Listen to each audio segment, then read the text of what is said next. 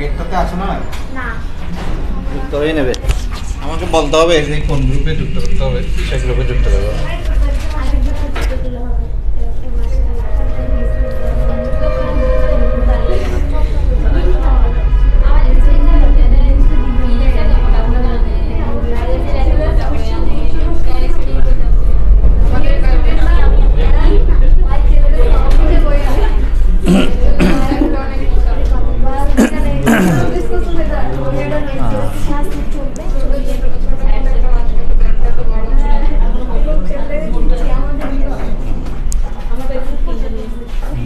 এই পত্রটা আরেকটুটা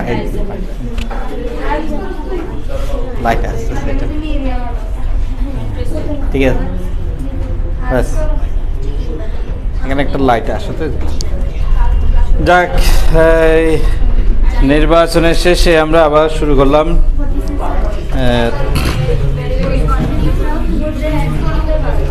আমি তো সবসময় প্রিজাইডিং অফিসার থাকি সেজন্য আমাদের ভোট দেওয়ার কোনো সুযোগ নাই আমরা ভোট নিই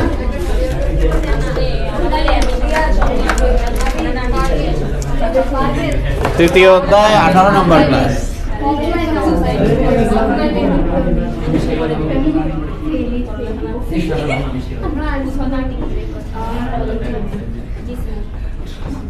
আমাদের 18 নম্বর ক্লাস রাসায়নিক বন্ধন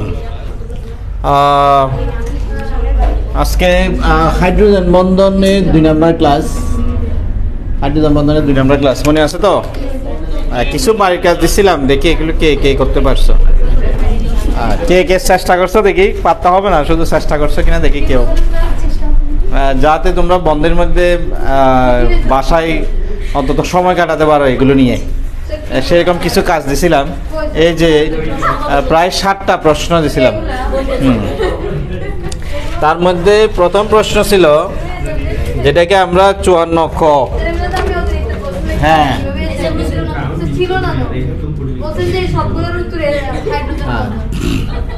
54 ক H2 তরল H2S গ্যাস কেন প্রথম প্রশ্ন এটা আসলে একটা 1000 টাকার প্রশ্ন যে H2 তরল H2S গ্যাস কেন কারণ দেখো গ্রুপ 16 গ্রুপে কে কে থাকে অক্সিজেন থাকে সালফার থাকে সেলেনিয়াম থাকে টেলুরিয়াম থাকে যদি আমরা H2O লিখি H2 এর আণবিক ভর হচ্ছে 18 আর H2S হচ্ছে 32 আর 2 34 তাহলে ভারী কোনটা H2S ভারী আর হালকা কোনটা পানি তাহলে পানি গ্যাস হবে যেটা হালকা সেটা তো গ্যাস হয় যেটা ভারী সেটা হবে কি তরল বা কঠিন কিন্তু এখন তো উল্টা হয়ে গেছে এখন এটা গ্যাস হয়ে গেছে এটা হয়ে গেছে কি তরল ঘটনা উল্টো সাধারণত যারা হালকা যেমন অক্সিজেন তো হালকা সালফার অথচ এমনি কিন্তু অক্সিজেন কিন্তু আবার গ্যাস সালফার কিন্তু আবার কঠিন পদার্থ কিন্তু যখন পানির সাথে যৌগ গঠন করে তখন পানি হয়ে যায় তরল এটা হয়ে যায় গ্যাস H2S হয়ে যায় গ্যাস বুঝে গেছে তাহলে হাইড্রোজেন যখন যৌগটা গঠিত হয় তখনই তাদের আচরণ পরিবর্তন হয়ে যাচ্ছে অক্সিজেন কিন্তু গ্যাস ছিল কিন্তু H2O গঠন করার পর এটা তরল হয়ে যায় সালফার কঠিন ছিল কিন্তু H2S গঠন করার পর এটা গ্যাস হয়ে যাচ্ছে এই ধরনের ঘটনা কেন হচ্ছে অর্থাৎ H2O কেন তরল H2S কেন গ্যাস এটা একটা উল্টো হয়ে গেছে সেজন্য এই প্রশ্নটা আসছে স্বাভাবিক থাকলে এই প্রশ্নটা হতো না যদি দুইটাই গ্যাস হতো বা এটা গ্যাস এটা তরল হতো তাহলে কেউ প্রশ্ন করতো না তাহলে নিশ্চয়ই এখানে কিছু একটা ঘটে যার কারণে H2O এই অস্বাভাবিক পরিবর্তন এই অস্বাভাবিক পরিবর্তনের কারণটা এখন আমরা অনুসন্ধান করব তো সেটার কারণটা আমরা অবশ্যই জেনে গেছি গত ক্লাসে কিন্তু এখন সেটা তোমাকে বিশ্লেষণ করতে হবে উত্তরটা কিভাবে লিখবে যদি 2 নম্বরের জন্য আসে H2O আর এখানে আছে H2S আমরা জানি এটা একটা পোলার যৌগ কিন্তু এটা একটা অপোলার যৌগ এটা পোলার কেন কারণ এখানে যে ডিফারেন্সটা তৈরিয়াত্মকতার যে পার্থক্যটা সেটা কিন্তু অনেক বেশি 1.4 কিন্তু এখানে যে ডিফারেন্সটা সেটা কিন্তু মাত্র 0.4 সুতরাং এটা পোলার তো পোলার কারা তো জানো ওই দুই প্রান্তে এই যে পজিটিভ নেগেটিভ দুই বিপরীত প্রান্তে দুই বিপরীত মেরুর সৃষ্টি হলে তাদেরকে পোলার যৌগ বলে। কিন্তু এটা হচ্ছে কি অপোলার যৌগ, এটা হচ্ছে অপোলার যৌগ। একটা পোলার যৌগ, একটা অপোলার যৌগ। এগুলো কিন্তু তোমার নোটে আছে, দেখবে নোটে উত্তরগুলো আছে। যদি তোমাদের নোটেরটা ভালো লাগে নোটেরটা লিখবে, আর এখানটা ভালো লাগবে এটা লিখবে, যেটা মনে থাকে পরীক্ষার হলে। H2O পোলার যৌগ হওয়ায়, H2O পোলার যৌগ, তাই পরস্পরের সাথে হাইড্রোজেন বন্ধন দ্বারা যুক্ত থাকে, হাইড্রোজেন বন্ধন দ্বারা যুক্ত থাকে, অর্থাৎ হাইড্রোজেন বন্ধন গঠন করতে পারে, দ্বারা যুক্ত থাকে, পরস্পরের সাথে হাইড্রোজেন বন্ধন দ্বারা যুক্ত থাকে। এই যে কিভাবে দেখো, এই চিত্রটাই কিন্তু মূল উত্তর। এই যে আমরা জানি দুইটা পোলার অণু যখন পরস্পর সংস্পর্শে আসে তখন যেটা হয়, একটি অণুর হাইড্রোজেন প্রান্তের সাথে, এই যে হাইড্রোজেনের সাথে অপর অণুর ঋণাত্মক প্রান্তের মধ্যে যে দুর্বল আকর্ষণ বল, সেটাই হচ্ছে হাইড্রোজেন বন্ধন। এটাই হচ্ছে মেইন উত্তর, এটাই এসে হাইড্রোজেন বন্ধন। আমরা গত ক্লাসে জানছি হাইড্রোজেন বন্ধন কি। একদিকে হাইড্রোজেন থাকবে, আরেকদিকে phone call, phone FON, chlorine oxygen নাইট্রোজেনের সদস্যরা থাকবে। এটাই হচ্ছে হাইড্রোজেন বন্ধন। H2O পোলার, সেই জন্য পরস্পর সাথে হাইড্রোজেন বন্ধন দ্বারা যুক্ত থাকে, তাই H2O তরল, H2O তরল। এই যে হাইড্রোজেন বন্ধন দ্বারা একটা একটার সাথে যুক্ত থাকে, এই জন্য এটা তরল। অপরদিকে H2S অপোলার, হাইড্রোজেন বন্ধন গঠন করতে পারে না, একক অণু হিসেবে থাকে, তাই H2S গ্যাস। অপরদিকে H2S অপোলার, অপরদিকে H2S অপোলার, হাইড্রোজেন বন্ধন গঠন করতে পারে না,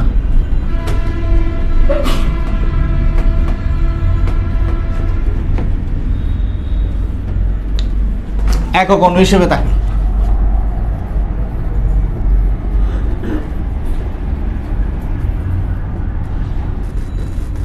এই জন্য H2S গ্যাস। শেষ, বেশি কোনো কথা নাই, একদম সাধারণ কিছু ইনফরমেশন দিলে হয়ে যাচ্ছে। ঠিক আছে, এই হচ্ছে মোটামুটি আমাদের H2O তরল, H2S গ্যাস কেন। এবার আমরা দেখি এরপরের প্রশ্ন, ইথানল পানিতে দ্রবীভূত হলেও, এটার উত্তরও নিশ্চয় আছে, পেয়েছে তো এগুলো খুঁজে, এগুলো কিন্তু নোটে আছে, বইতে তো আছে। ইথেন দ্রবীভূত হয় না কেন? ইথেন দ্রবীভূত হয় না কেন? ইথানল, ইথেন, এগুলো তো অর্গানিক। এগুলো আমরা আসলে অর্গানিক কেমিস্ট্রি যখন পড়বো তখন এদেরকে ভালোভাবে চিনব। এখন এই জন্য আমি একটু এদের পরিচয় দিই, আসলে ইথানলটা কে। ইথানল হচ্ছে এই যে C2H5 ওয়েস, ইথানল। আর ইথেন হচ্ছে CH3 বা C2H6। এখানে এটাকে তুমি চাইলে এভাবে ভেঙে ভেঙেও লিখতে পারো, আচ্ছা দরকার নেই জামালা করার। এমনকি ROH-ও লিখতে পারো, ROH-ও লিখা যায়। তবে আমি এটা আরেকটা উদ্দেশ্যে দেখাচ্ছি, এটা কিন্তু পোলার, কিন্তু এখানে কার্বন হাইড্রোজেন হচ্ছে কি অপোলার। কার্বন হাইড্রোজেনের মধ্যে যে তৈরি তবে তার পার্থক্য সেটা 0.4। তাই মিথেন, ইথেন, প্রোপেন, বিউটেন, অত সমস্ত অ্যালকেন পানিতে দ্রবীভূত হবে না। একটা অ্যালকেনও পানিতে দ্রবীভূত হবে না। পেট্রোল, কেরোসিন, ডিজেল সবাই কিন্তু হাইড্রোকার্বন এবং সবাই অপোলার। এটা যেহেতু পোলার, এটা কিন্তু পোলার, কারণ এখানে তৈরি হতে পার্থক্য অনেক বেশি। একটা 3.5, একটা 2.1, ডিফারেন্সটা কিন্তু অনেক বেশি, অনেক বেশি। সেজন্য এটা একটা উচ্চ পোলার। তো ইথানল পোলার যৌগ, ইথানল পোলার যৌগ, তাই পোলার পানির সাথে হাইড্রোজেন বন্ধন গঠন করতে পারে। হাইড্রোজেন বন্ধন, এই যে মূল কারণ কিন্তু হাইড্রোজেন বন্ধন। যে সমস্ত সময় যৌগ হাইড্রোজেন বন্ধন গঠন করতে পারবে পানির সাথে, তারা পানিতে দ্রবীভূত হবে।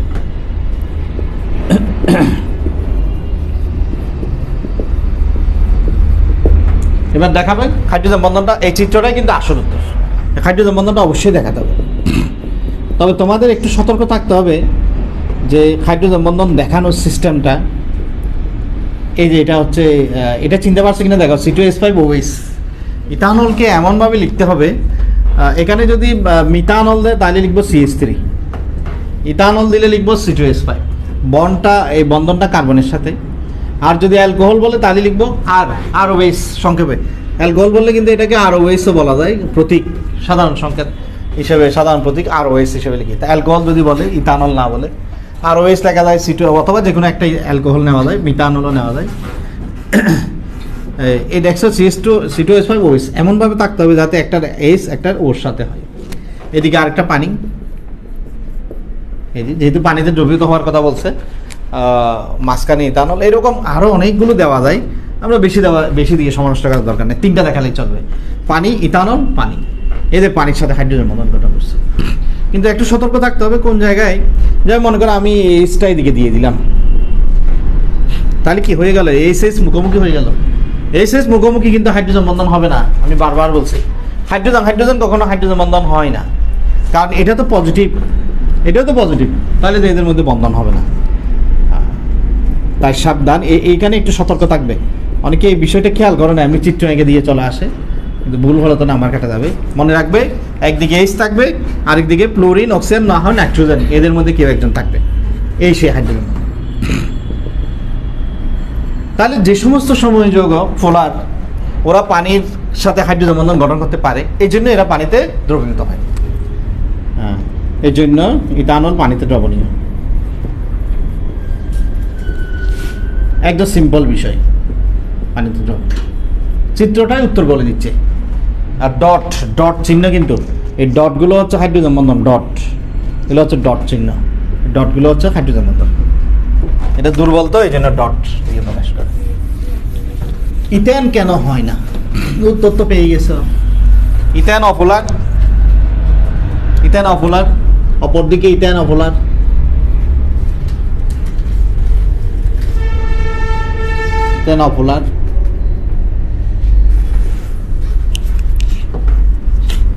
তাই পানির সাথে হাইড্রোজেন বন্ধন গঠন করতে পারে না।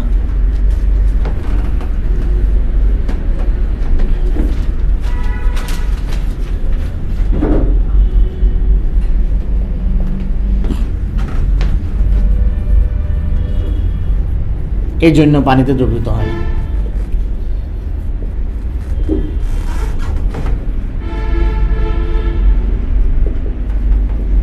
একদম সিম্পল। এই গেল আমাদের পানিতে কারা দ্রবীভূত হবে, কারা হবে না, তার নমুনা আমরা পেলাম। যারা ফোলার তারা সবাই পানিতে দ্রবীভূত হবে, যারা অফোলার তারা পানিতে দ্রবীভূত হবে না। তো কারা ফোলার হবে, যাদের তৈরিয়াতকতা পার্থক্য 0.5 থেকে বেশি, প্রথম সত্য এটা অবশ্যই 0.5 থেকে বেশি হতো। আচ্ছা, এরপরে আসো গ নাম্বার। ইথানলের গলনাঙ্ক ইথেন অপেক্ষা বেশি কেন? এটাই তো না, ইথানলের গলনাঙ্ক ইথেন অপেক্ষা বেশি কেন? সেম আনসার, বেশি কেন? গলনাঙ্ক বা স্ফুটনাঙ্ক, এটা গলনাঙ্ক দিতে পারে, স্ফুটনাঙ্ক দিতে পারে, কোনো সমস্যা নাই। গলনাঙ্ক, স্ফুটনাঙ্ক ইথেন অপেক্ষা বেশি কেন? তো এটার ক্ষেত্রে মূল যে চিত্রটা এখানে আঁকবে সেটা হচ্ছে আগের মতোই, ইথানলকে ফোলার যৌগ, আর ইথেন হচ্ছে একটা অফোলার যৌগ। এটা ফোলার, এটা অপোলার।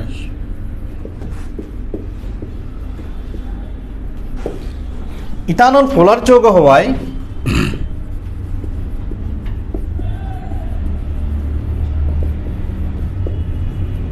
তাই ইথানল ফোলার যৌগ, তাই পরস্পরের সাথে হাইড্রোজেন বন্ধন দ্বারা যুক্ত থাকে, হাইড্রোজেন বন্ধন দ্বারা যুক্ত থাকে।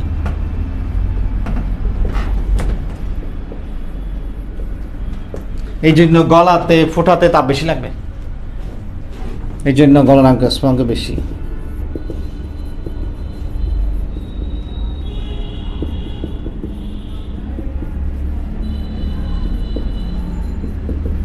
যেহেতু হাইড্রোজেন বন্ধনগুলো ভাঙতে তাপ লাগবে, এই জন্য এদের গলনাঙ্ক স্ফুটনাঙ্ক বেশি। তবে একটু খেয়াল রাখবে, পানিতে দ্রবীভূত হওয়ার কথা বললে পানি থাকবে, কিন্তু এখানে তো পানিতে দ্রবীভূত হওয়ার কথা বলে নাই, শুধু গলনাঙ্ক বলছে। এখানে নিজেদের মধ্যেই হাইড্রোজেন বন্ধনটা দেখাতে হবে।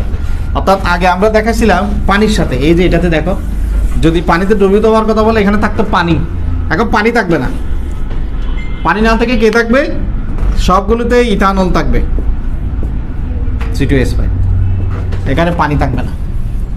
পানিতে দ্রবীভূত হওয়ার কথা বললে পানি থাকতো, কিন্তু এখন সবগুলোই কি? ইথানল। বুঝা গেছে তো? নিজেদের মধ্যে।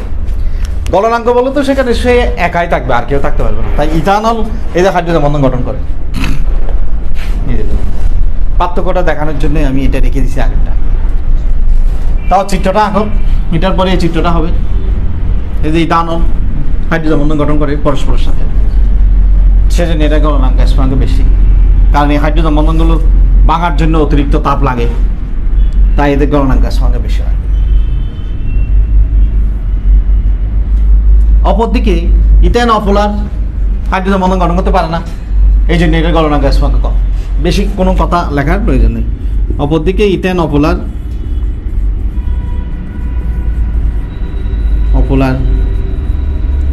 হাইড্রোজেন বন্ধন গঠন করতে পারে না,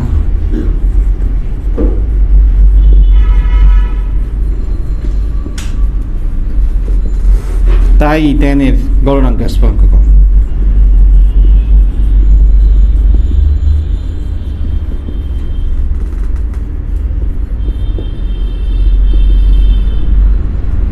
আগামীকালের পরীক্ষার কথা মনে আছে তো?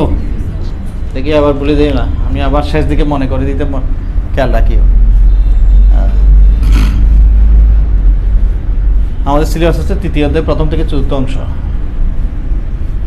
1 ঘন্টার পরীক্ষা হবে, 20 নাম্বার।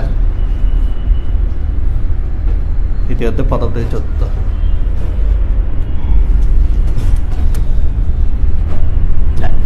এরপরের প্রশ্ন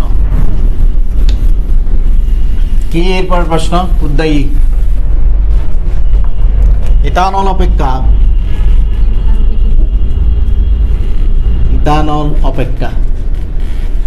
ইথান অধিক উদ্দায়ী। উদ্দায়ী বলতে কি বুঝো? সহজে বাষ্প হয়ে উড়ে চলে যায়, স্ফুটনাঙ্ক কম, দ্রুত উড়ে চলে যায়, ওরা হচ্ছে অধিক উদ্দায়ী। আগের মতোই উত্তর। এই যে একই প্রশ্ন, ইথানল সেম পোলার, কিন্তু ইথার, এটা হচ্ছে ইথার, এটা হচ্ছে ইথার, আর এটা হচ্ছে ইথানল। পরিচয়গুলো লিখি। এটা কিন্তু অপোলার, কারণ এখানে অক্সিজেনটা আছে মাঝখানে। দুইজন তো সেম একই রকম দেখতে, কার্বন ডাইঅক্সাইডের মতো। কার্বন মাঝখানে, দুই পাশে সেম না, এটা অপোলার। যেগুলো এরকম সরলরৈখিক থাকে একই রকম দুই পাশে, ওরা কিন্তু অপোলার। তাই ইথার কিন্তু অপোলার, এই জন্য ইথার পানিতে দ্রবীভূত হয় না। ইথার একটা আলাদা দ্রাবক, জৈব যৌগগুলো ইথারে দ্রবীভূত হয়। ইথারও একটা ভালো দ্রাবক, কিন্তু সেখানে ইথারের মধ্যে দ্রবীভূত হবে জৈব যৌগ, মানে অপোলার যৌগগুলো দ্রবীভূত হবে, পোলারগুলো দ্রবীভূত হবে। আচ্ছা, তো তথ্য পেয়ে গেছো। এই ইথানল যেহেতু পোলার যৌগ, ইথানল পোলার যৌগ, একই উত্তর, মানে একই কথা বারবার লিখতেছে। ইথানল পোলার যৌগ, তাই হাইড্রোজেন বন্ধন দ্বারা পরস্পরের সাথে যুক্ত থাকে। হাইড্রোজেন বন্ধন দ্বারা পরস্পরের সাথে যুক্ত থাকে, হাইড্রোজেন বন্ধন দ্বারা পরস্পরের সাথে যুক্ত থাকে। এরপর ওই যে সূত্রটা একটু আগে আঁকছো, এই যে এটা, এই যে ইথানল, চিত্রটাই হচ্ছে আসল। চিত্রটা কিন্তু অবশ্যই দেখাতে হবে।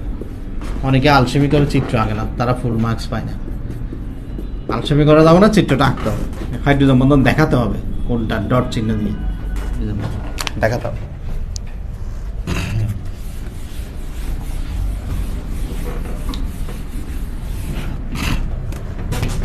এই জন্য ইথানল সহজে বাষ্পীভূত হয় না, সহজে বাষ্পীভূত হয় না, অর্থাৎ বাষ্পীভূত করতে তাপমাত্রা বেশি লাগবে, বাষ্পীভূত হয় না, অর্থাৎ কম উদ্দায়ী।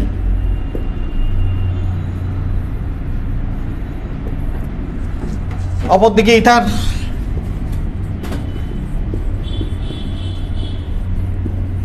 অপোলার যৌগ,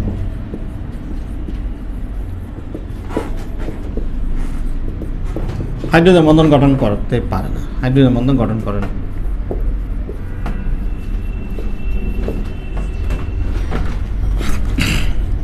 তাই সহজে বাষ্পীভূত হয়।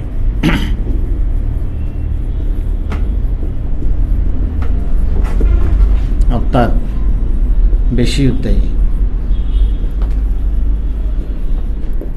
এ দেখো একদম সিম্পল উত্তর, হাইড্রোজেন বন্ধন, হাইড্রোজেন বন্ধন, হাইড্রোজেন বন্ধন, প্রত্যেকটা প্রশ্ন উত্তর হাইড্রোজেন।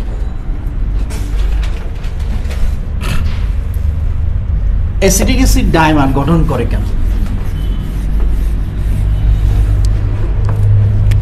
অ্যাসিটিক অ্যাসিড 5 নাম্বার ঠিক আছে তো না? নাম্বার ঠিক না থাকলে বলবে ও নাম্বার না। অ্যাসিটিক অ্যাসিড এটা ডাইমার গঠন করে কেন?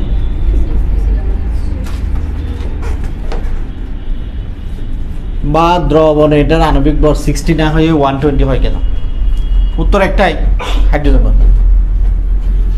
ডাইমার মানে হচ্ছে দুইটা অণু মিলে যখন একটা হয় সেটা হচ্ছে ডাইমার, 3টা মিলে একটা হলে ট্রাইমার, 4টা মিলে একটা হলে টেট্রামার, অনেকগুলো মিলে একটা হলে পলিমার। তাহলে এটা ডাইমার গঠন করে কারণ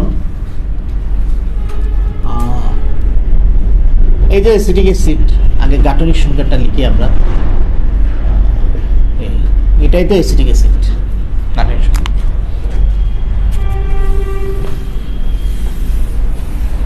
বেশি কথা লেখার দরকার নেই, এক লাইনে উত্তর শেষ।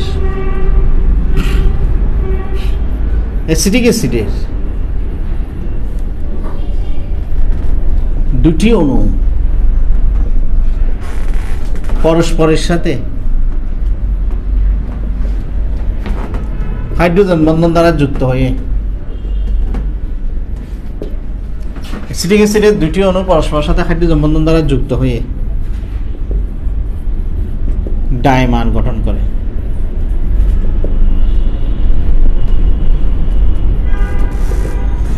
অ্যাসিটিক অ্যাসিডের দুটি অণু পরস্পরের সাথে হাইড্রোজেন বন্ধন দ্বারা যুক্ত হয়ে ডাইমার গঠন করে।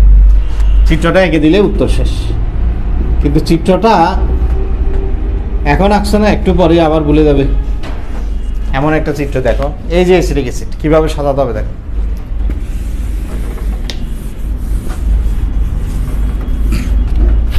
আরেকটা অ্যাসিড অ্যাসিড আঁকবো আমরা, সেটা এমনভাবে আঁকতে হবে যাতে একজনের অক্সিজেন আর আরেকটা অণুর হাইড্রোজেন মুখোমুখি অবস্থানে থাকে।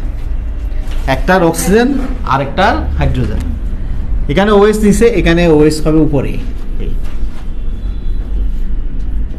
তাইলেই এই যে একজনের অক্সিজেন একজনের হাইড্রোজেন, একজনের অক্সিজেন একজনের হাইড্রোজেন মুখোমুখি, কারণ ওদের মধ্যেই তো হাইড্রোজেন বন্ধন হবে। হাইড্রোজেন হাইড্রোজেন মুখোমুখি থেকে তো লাভ নাই, কারণ হাইড্রোজেন হাইড্রোজেন তো হাইড্রোজেন বন্ধন হবে না।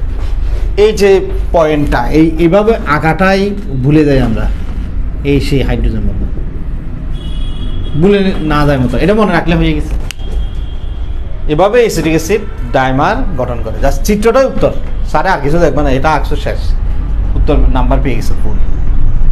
কিভাবে ডাইমার গঠন করে, যে দুইটা মিলে একটা হয়ে গেছে হাইড্রোজেন বন্ধন দ্বারা। ঠিক একইভাবে এর পরের প্রশ্ন, HF ট্রাইমার গঠন করে কেন?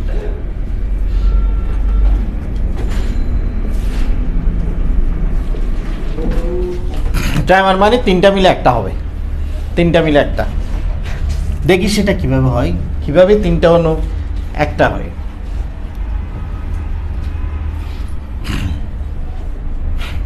শেষ না,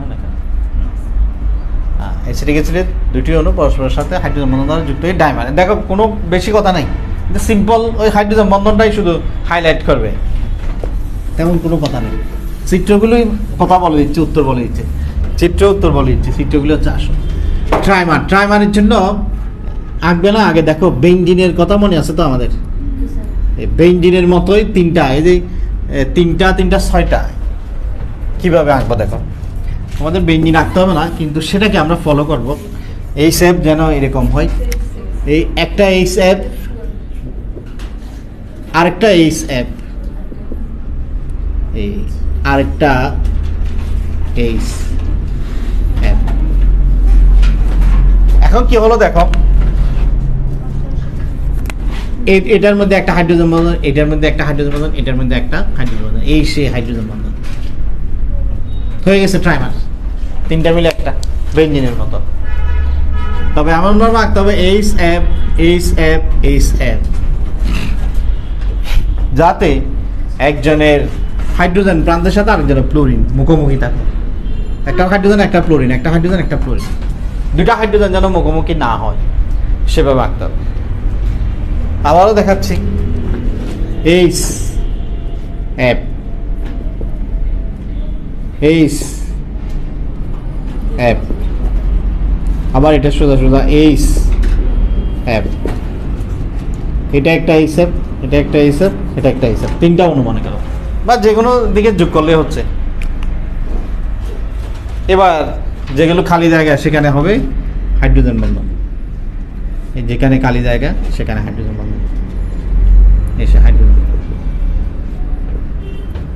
তাহলে দুইটা মিলে হলে ডাইমার, তিনটা হলে ট্রাইমার। তা আমরা দেখলাম কিভাবে এই সব ট্রাইমার গঠন করে। 6 নাম্বার, বরফ পানিতে বাসে কেন? এটা তো ফিজিক্সের পড়া। কি ছিল উত্তর?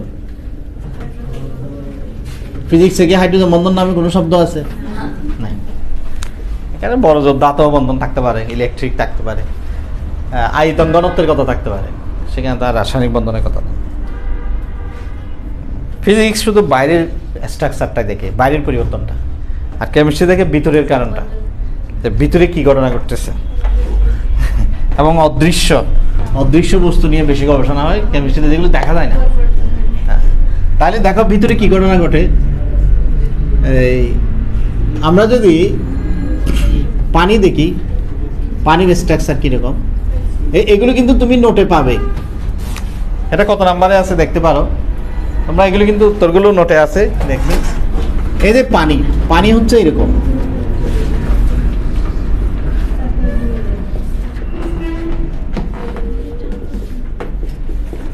এটা হচ্ছে পানি। পানিতে এভাবে থাকে সবাই জানে, কিন্তু বরফ এভাবে থাকে না।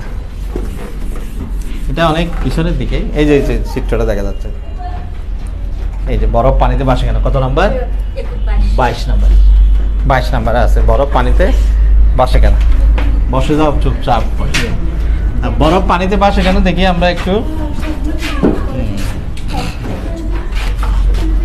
দেখো বরফ পানিতে বাসার কারণ। এবার বরফের স্ট্রাকচারটা দেখো, বরফের স্ট্রাকচারটা কিরকম। এই পানি যখন বরফ হয় তখন একটা চক্র গঠন করে, এই চক্রটা যে যত সুন্দর করে আঁকতে পারবে সে তত বেশি নাম্বার পাবে। এই যে কি সুন্দর একটা চক্র গঠন হবে দেখো। এখন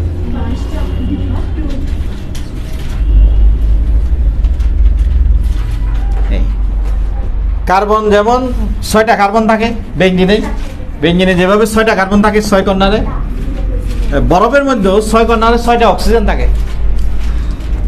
সে অক্সিজেনগুলো হাইড্রোজেনের সাথে এভাবে বন্ধন গঠন করবে।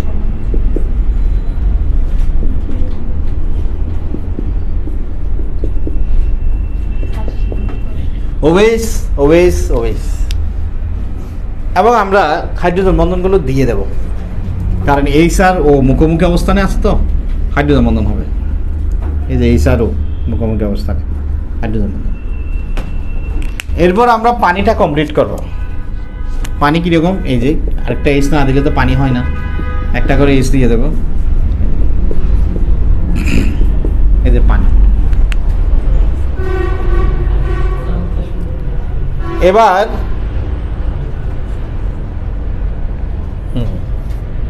এই সেই হাইড্রোজেন বন্ধন, দুইটা কারণ।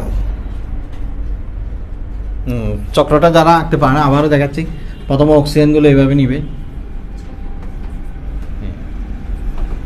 6টা অক্সিজেন, প্রত্যেকটা অক্সিজেনের সাথে একটা করে হাইড্রোজেন।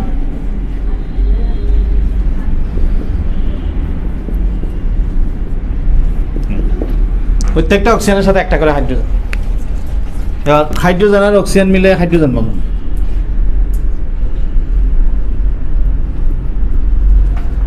তারপর পানি,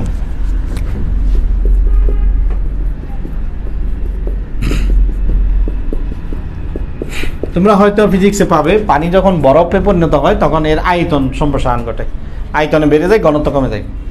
আর যে সকল বস্তুর ঘনত্ব পানির ঘনত্ব থেকে কম, ওরা পানিতে ভাসবে। আর যে সকল বস্তুর ঘনত্ব পানির ঘনত্ব থেকে বেশি, ওরা পানিতে ডুবে যাবে। আর সমান হলে মাঝখানে গিয়ে ভাসবে। যেমন পানির আপেক্ষিক গুরুত্ব 1, ঘনত্ব হচ্ছে 1000 কেজি আমিন ভাসছে। তাই কোন বস্তু পানিতে ডুবে যাবে, কোন বস্তু পানিতে ভাসবে তোমরা বুঝতে পারছো, যাদের ঘনত্ব পানির থেকে কম। এখন বরফ, পানি যখন বরফ হয় তখন বরফের ঘনত্ব কমে যায়, আয়তন বেড়ে যায়, ঘনত্ব কমে যায়। এখন কেন আয়তন বেড়ে যায় সেটার কারণটা হচ্ছে দুইটা। প্রথম কারণ হচ্ছে পানি যখন বরফে পরিণত হয় তখন একটা চক্র গঠন করে, সরভুজ আকৃতির বা একটা কাঁসার মতো চক্র গঠন করে বললে হবে। এবং সেখানে অভ্যন্তরে অনেক কি থাকে, ফাঁকা জায়গা থাকে। তো ফাঁকা থাকতে তো অবশ্যই আয়তন বেড়ে যাবে। আরেকটা কারণ আছে, আরেকটা কারণ হচ্ছে পানির অক্সিজেনের তুলনায় বরফের অক্সিজেনে হাইড্রোজেন বন্ধন সংখ্যা বেশি থাকে। কারণ এই যে মনে করো পানির এখানে তো এই যে একটা হাইড্রোজেন বন্ধন, কিন্তু এই মনে করো এই চক্রের মধ্যে একটা হাইড্রোজেন বন্ধন, কিন্তু ও তো চক্র একটা না, মনে করো এখানে তো এরকম আরও একটা চক্র হতে পারে, এই যে এরকম আরেকটা হতে পারে না, এই যে এটার সাথে এরকম আরও চক্র কিন্তু হতে পারে। এদিকে এটার সাথে এটা একটা চক্র হতে পারে, এটার সাথে এটা একটা চক্র হতে পারে, এটার সাথে এটার চক্র। এখানে তো অনেকগুলো চক্র আছে, চক্র শুধু একটা না। তাই এরা দেখা যায় যে বাহ্যিক অন্য একটা চক্রের সাথেও কিন্তু এগুলো কি আছে, যুক্ত আছে। বাহ্যিক অন্য একটা চক্রের সাথে এরা যুক্ত আছে। তাই এদের এখানে যেটা দেখা যায়, এর যেমন এরও তেমন প্রত্যেকেরই এটা আরেকটা হাইড্রোজেন বন্ধন দ্বারা বাইরের অন্য একটা চক্রের সাথে যুক্ত। এটাও এভাবে বিভিন্নভাবে দেখাতে পারো, বা ভিতরের দিকেও দিতে পারো, বাইরের দিকেও দিতে পারো। হ্যাঁ, মোটামুটি প্রত্যেকেরই কি হাইড্রোজেন বন্ধন বেশি থাকে। পানির অক্সিজেনে যতটা হাইড্রোজেন বন্ধন থাকে, বরফের অক্সিজেনে কিন্তু হাইড্রোজেন বন্ধন সংখ্যা বেশি থাকে। এর ফলে যেটা ঘটে, হাইড্রোজেন বন্ধন খুবই দুর্বল একটা বন্ধন। যে বন্ধন যত শক্তিশালী তাদের মধ্যবর্তী দূরত্ব তত কম, মানে আন্তঃআণবিক দূরত্ব কম থাকে। আর যে বন্ধন যত দুর্বল তাদের মধ্যবর্তী দূরত্ব তত বেশি। তা হাইড্রোজেন বন্ধন যেহেতু দুর্বল, অণুগুলোর মধ্যে দূরত্ব বেড়ে যাবে। তা হাইড্রোজেন বন্ধন সংখ্যা বেশি হওয়া মানে অণুগুলোর মধ্যে আন্তঃআণবিক দূরত্ব কি বেড়ে যাওয়া। হাইড্রোজেন বন্ধন যত বেশি থাকবে, অণুগুলোর মধ্যে আন্তঃআণবিক দূরত্ব বেড়ে যাবে এবং আয়তন সম্প্রসারণ হবে, ঘনত্ব কমে যাবে। তাহলে দুইটা কারণ।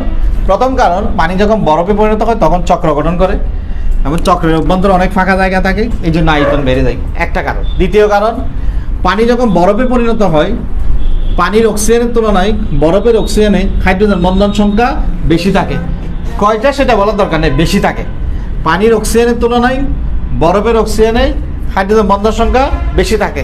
ফলে বরফের মধ্যে অণুগুলোর মধ্যে আন্তঃআণবিক দূরত্ব বেশি হবে। এই জন্যই বরফে আয়তনে সম্প্রসারণ ঘটে, তাই ঘনত্ব কমে যায়।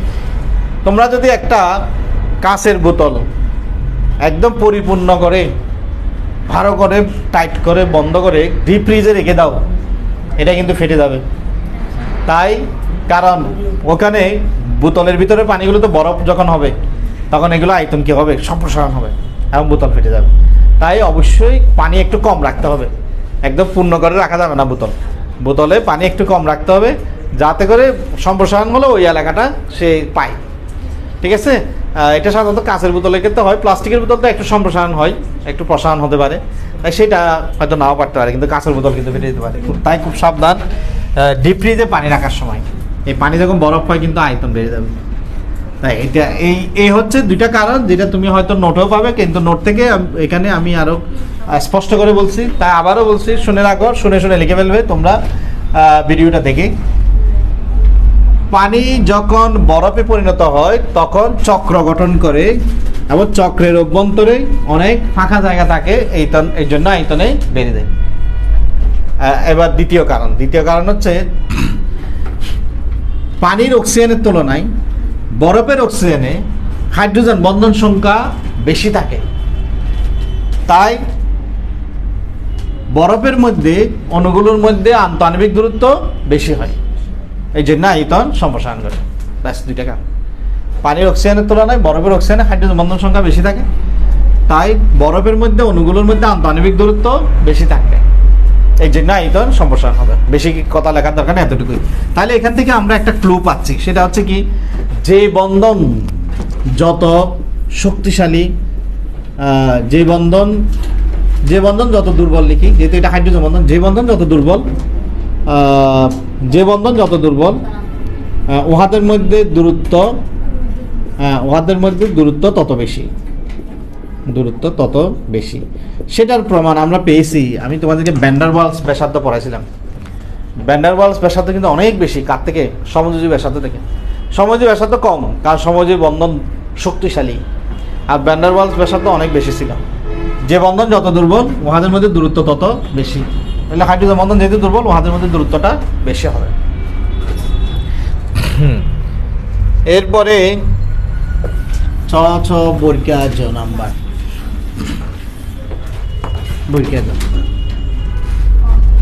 অর্থোনাইট্রোফেনল।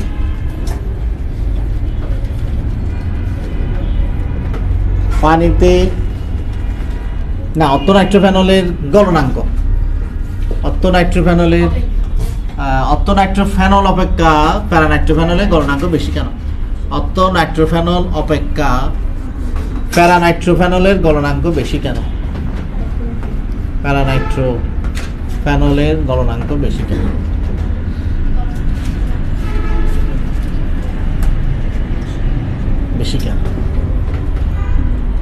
তো গত ক্লাসটা একটু দেখতে হবে, যারা দেখো নাই, সেখানে অর্থ কি, ফেরা কি, সেগুলো কিন্তু আলোচনা করা হয়ে গেছে, তাই এখন আর আলোচনা করার প্রয়োজন নেই, সেগুলো তো আমরা দেখছি। তাই গত ক্লাসটা একটু দেখতে হবে।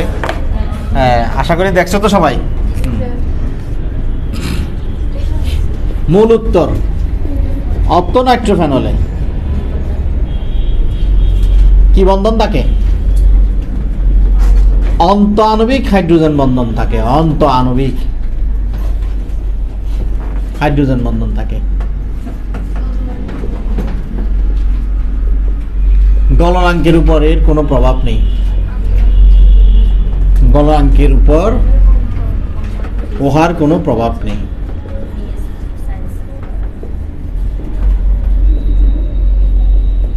অন্তঃআণবিক হাইড্রোজেন বন্ধন দিয়ে গলনাঙ্ক প্রভাবিত হয় না। দেখো এটা কিরকম, এই চিত্রটা আঁকবে। এই ফেনল হচ্ছে কার্বলিক অ্যাসিড, সাপ তাড়াতে ব্যবহৃত হয়। এটা হচ্ছে অর্থোনাইট্রোফেনল, অর্থ পজিশন, এটা অর্থ পজিশন, এটা মেটা পজিশন, এটা ছিল ফেরা পজিশন। অর্থ, মেটা, ফেরা। এখানে এই যে কাছাকাছি থাকে, এই বন্ধনটা এখন যে অন্তঃআণবিক হাইড্রোজেন বন্ধন, অন্তঃআণবিক। এটা গলনাঙ্ককে প্রভাবিত করে না, কারণ এটার মাধ্যমে তো আর একজন আরেকজনের সাথে যুক্ত থাকে না। ও আগেও স্বতন্ত্র ছিল, এখনো স্বতন্ত্র আছে, ও একা, তাই এটা হাইড্রোজেন বন্ধন প্রভাবিত করে না। কিন্তু প্যারানাইট্রোফেনলে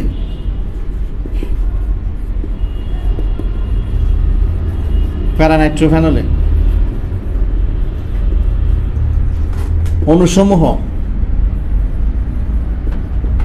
আন্তঃআণবিক হাইড্রোজেন বন্ধন দ্বারা, আন্তঃআণবিক হাইড্রোজেন বন্ধন দ্বারা পরস্পরের সাথে যুক্ত থাকে, পরস্পরের সাথে যুক্ত থাকে। এই জন্য চিত্রটা আগে দেখি কিভাবে আন্তঃআণবিক হাইড্রোজেন বন্ধন দ্বারা যুক্ত থাকে, চিত্রটা এঁকে পেল। দেখো আমরা এর আগে গত ক্লাসে দেখছিলাম প্যারা নাইট্রোফেনল ছিল এইরকম প্যারা পজিশনে, অর্থ মেটা প্যারা এই পজিশনে থাকলে এটা হচ্ছে প্যারা নাইট্রোফেনল। এটা এভাবে না লিখে আমরা লম্বালম্বিভাবে না লিখে আড়াআড়িভাবে লিখবো। দেখো কিভাবে, আমাদের সুবিধার্থে, যাতে আমরা আন্তঃআণবিক হাইড্রোজেন বন্ধনটা দেখাতে পারি। এই যে ওইস, এটা সন্নিবেশ বন্ধন। নাইট্রোজেনের একটা লোন পেয়ার আছে জানো, সন্নিবেশ বন্ধন গঠন করতে পারে। সন্নিবেশ বন্ধন তীর চিহ্ন দিয়ে সন্নিবেশ বন্ধন বোঝাচ্ছে, যেহেতু নাইট্রোজেনের একটা মুক্ত জোড় আছে, সন্নিবেশ বন্ধন। কারণ অক্সিজেনের 6টা, তো এই 2টা ফেলে 8টা হয়ে যায়।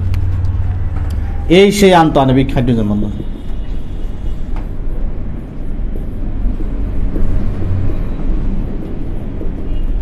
যেহেতু এগুলো অনেক বড় বড় অণু, তাই একটার বেশি দেখানোর প্রয়োজন নেই। তুমি চাইলে এদিকে 3টা 4টা 5টা অনেকগুলো আঁকতে পারো, প্রয়োজন নেই। এই সে আন্তঃআণবিক হাইড্রোজেন বন্ধন, আন্তঃআণবিক। ব্যাস, উত্তর হয়ে গেছে।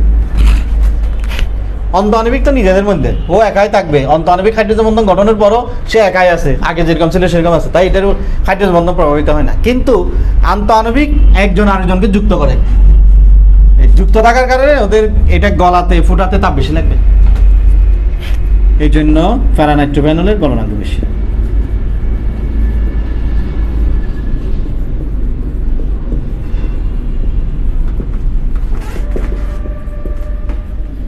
গলনাঙ্ক দিলে গলনাঙ্ক, স্ফুটনাঙ্ক দিলে স্ফুটনাঙ্ক, যেটা আছে সেটা বলবে। শেষ, একটা সিম্পল উত্তর। এতক্ষণ আমরা যা পড়ছি সবগুলোর উত্তর ছিল, কিন্তু একটাই আসলে ঘুরে ফিরে হাইড্রোজেন বন্ধন। এটা অন্ত আর আন্ত, এখানেই পার্থক্য। অন্তঃআণবিক হাইড্রোজেন বন্ধন।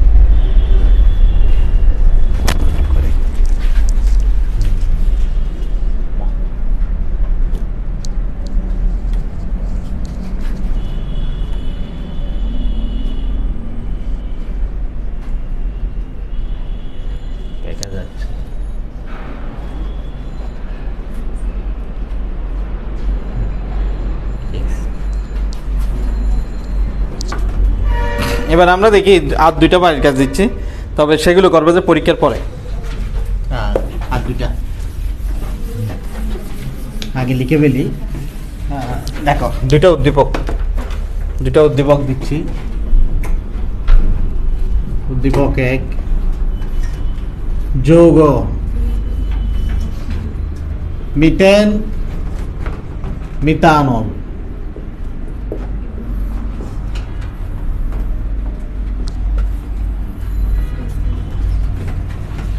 এদের বয়লিং পয়েন্ট স্ফুটনাঙ্ক, বয়লিং পয়েন্ট স্ফুটনাঙ্ক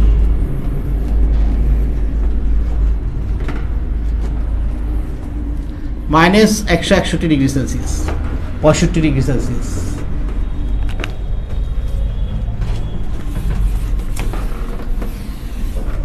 প্রশ্নটা কিভাবে বুঝছো? উদ্দীপকের যৌগ সমূহের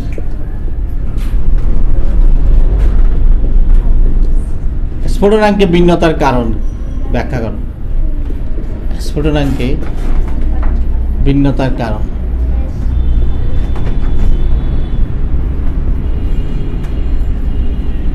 স্ফুটনাঙ্কে ভিন্নতার কারণ ব্যাখ্যা করো। উদ্দীপকের যৌগসমূহ স্ফুটনাঙ্কে ভিন্নতার কারণ ব্যাখ্যা করো। উদ্দীপক 2,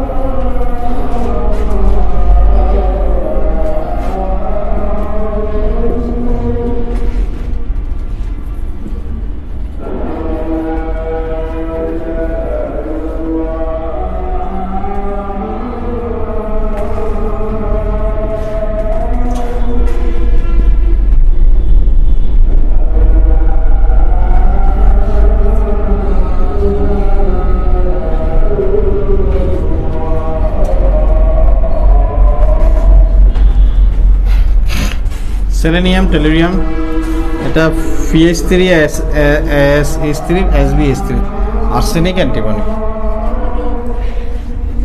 বের করতে হবে। প্রশ্ন হচ্ছে কোশ্চেন গ, ও বি এর এটা দেখা গেছে বা লিকুইড, বিটা দেখা গেছে গ্যাস, এটা এল, এটা জি। ও বি এর ভৌত অবস্থা ভিন্ন কেন বিশ্লেষণ করো, ভিন্ন কেন ব্যাখ্যা করো। এবং বিয়ের ভৌত অবস্থা ভিন্ন কেন ব্যাখ্যা করো।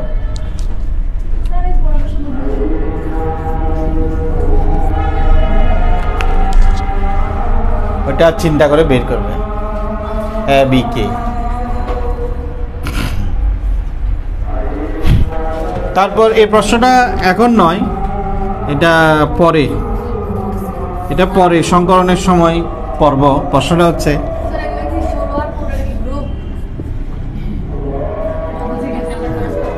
AOX এর আকৃতি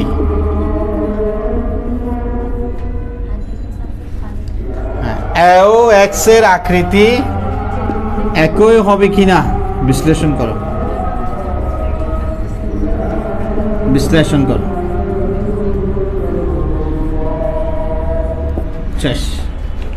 তবে এটা এখন না, এটা আসবে সংকরণের সময়। আকৃতি মানেই সংকরণ। যে কারো আকৃতি সম্পর্কে প্রশ্ন করলে সেটার উত্তর হবে সংকরণ। আর হাইড্রোজেন বন্ধন কখন হবে, এই যে আমরা কখন বুঝবো যে এই প্রশ্নের উত্তর হাইড্রোজেন বন্ধন হবে? দেখো, যখন, হ্যাঁ, কখন হাইড্রোজেন বন্ধন উত্তর হবে দেখো। আমি কিভাবে বুঝবো যে এটার উত্তর হাইড্রোজেন বন্ধন? আমি অবশ্য সূত্রগুলো সব একসাথে করে লিখে দেবো পরে, তবে এখন ডবল স্টার দিয়ে লিখে রাখি। যদি সমযোজী যৌগে কোনো একটা সময় যোগে বা দুইটা সময় যোগের মধ্যে সময় যোগের গলনাঙ্ক, মানে এটার গলনাঙ্ক এটা থেকে বেশি বা স্ফুটনাঙ্ক, পানিতে দ্রাব্যতা, এই যে একটা পানিতে দ্রবীভূত হয় আরেকটা হয় না, গলনাঙ্ক, স্ফুটনাঙ্ক, পানিতে দ্রাব্যতা, উদ্দায়িতা, ভৌত অবস্থা, এই যে একটা তরল একটা গ্যাস কেন, এই যে সময় যোগে, সব কিছু কিন্তু সময় যোগে, আইনিক না। আবার এখানে কোনো আইনিক যোগ আসতে পারবে না। সময় যোগে গলনাঙ্ক, স্ফুটনাঙ্ক, পানিতে দ্রাব্যতা, উদ্দায়িতা, ভৌত অবস্থা, এগুলো নিয়ে যদি প্রশ্ন হয়, ভৌত অবস্থা এগুলো নিয়ে যদি প্রশ্ন হয়, এটার উত্তর হচ্ছে পোলারিটি। আর পোলারিটি কেন সৃষ্টি হয়? ফাইনাল উত্তর হচ্ছে কি? হাইড্রোজেন বন্ধন। পোলারিটি থেকে সৃষ্টি হয় হাইড্রোজেন বন্ধন। হাইড্রোজেন বন্ধন, ব্যাস আমাদের 1000 প্রশ্নের উত্তর শিখা হয়ে গেল।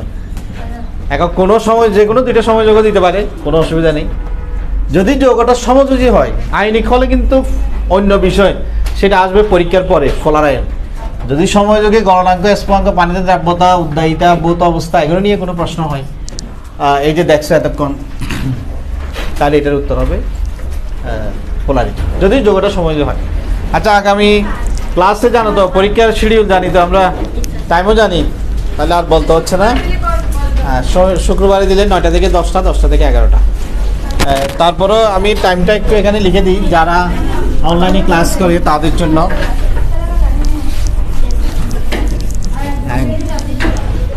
আমি পরীক্ষার শিডিউলটা একটু লিখে দিচ্ছি। সৃজনশীল পরীক্ষা,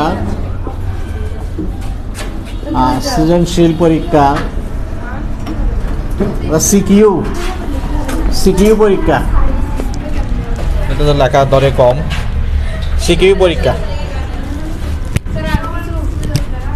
না, শুধু টাইমটা লিখে দিচ্ছি। সৃজনশীল পরীক্ষা, এই সিলেবাস হচ্ছে তৃতীয়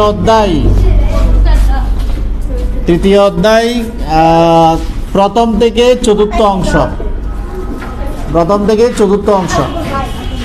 তৃতীয় অধ্যায় প্রথম থেকে চতুর্থ অংশ, সময়, সময় 1 ঘন্টা, পূর্ণমান 20, পূর্ণমান 20, 2টা সৃজনশীল থাকবে। যারা বুধবারে দিতে ইচ্ছুক, বুধবারে আসলে 4টা থেকে 5টা, 5টা থেকে 6টা। বৃহস্পতিবারে আসলে 3টা থেকে 4টা,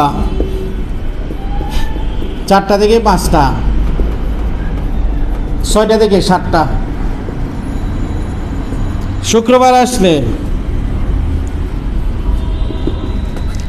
9টা থেকে 10টা, সকাল। শুক্রবার হচ্ছে সকালে, সকাল 9টা থেকে 10টা, 10টা থেকে 11টা। অনেক অনেক টাইম, যার যখন খুশি আসবে। আর আমাদের শুক্রবার সকাল 9টায় পাশাপাশি ওই রসায়ন 2য় মাত্রায় ক্লাসও চলবে, যারা ব্যবসা করলে সাইন করলে আছে ওদের জন্য। ঠিক আছে।